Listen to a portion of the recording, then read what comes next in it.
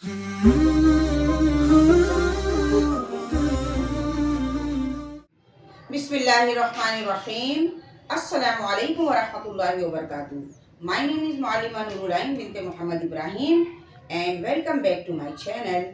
So my dear students, as you remember کہ ہماری نئی سیریز اسٹارٹ ہو چکی ہے.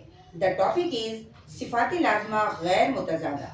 صفات لازمہ غیر متضادہ جس میں ہم نے صفات لازمہ غیر متضادہ کے نقشے کو دیکھا اور حرف کی وہ لازمی کیفیت، ضدیت اور تقابل کو جانا اور حروف صفیریہ پڑھا.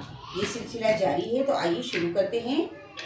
اعوذ باللہ من الشیطان الرجیم،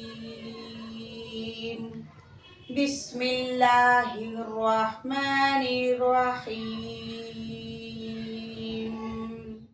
صفات لازمہ غیر متضادہ کی دوسری صفت قلقلہ ہے. صفات لازمہ غیر متضادہ کی دوسری صفت قلقلہ ہے، اور قلقلہ کے معنی ہے حرکت دینا. قلقلہ کے معنی کیا ہے؟ حرکت دینا.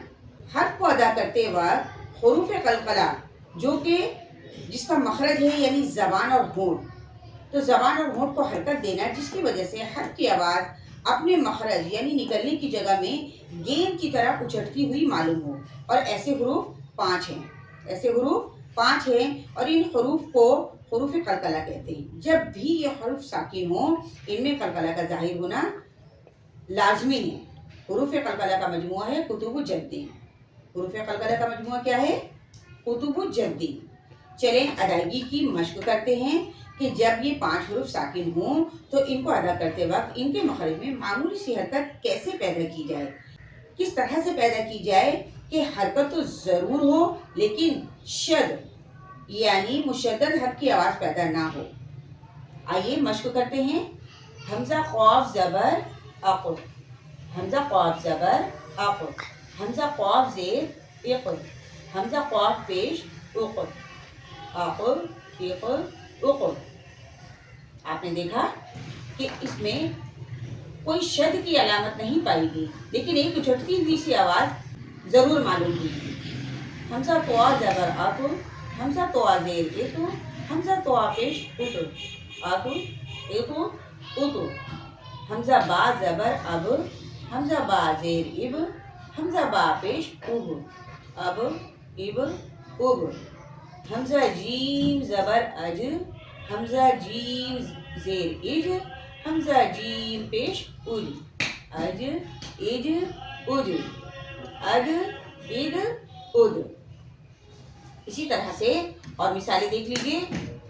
اقتل اقتل، اطہر اطہر، ابوابا ابوابا، زجرۃ زجرۃ زجرۃ زجرہ، عدن عدن.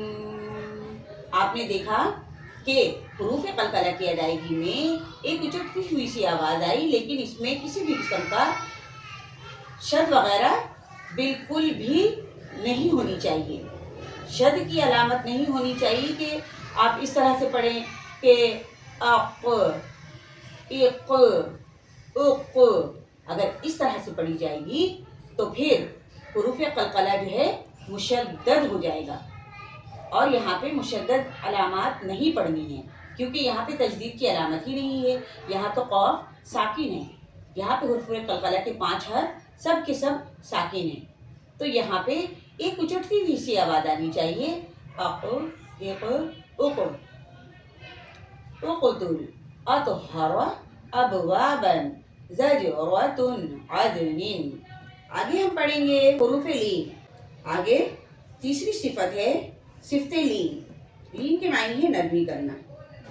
لین کے معنی ہے نرمی کرنا یعنی حرف کو ادا کرتے وقت مخرج سے ایسی نرمی سے ادا ہو، مخرج سے حرف ایسی نرمی کے ساتھ ادا ہو کہ حرف کو ادا کرنا کہ اگر کوئی ان حرفوں پر مد کرنا چاہے تو آسانی سے مد کر سکے. اور ایسے حروف 2 ہیں، واو لین یا لین، یعنی واو ساکن اور یا ساکن سے پہلے زبر ہو تو ایسے واو اور یا کو نرمی سے پڑھتے ہیں۔